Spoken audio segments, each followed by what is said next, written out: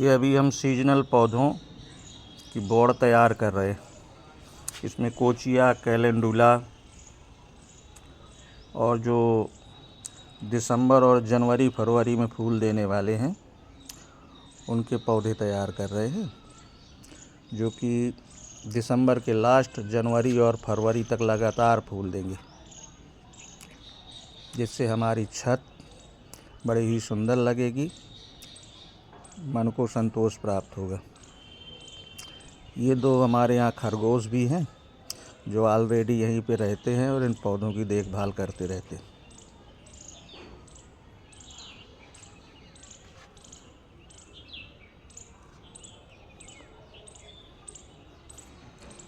ये पौधे अभी 2 दिसंबर को लगाए गए।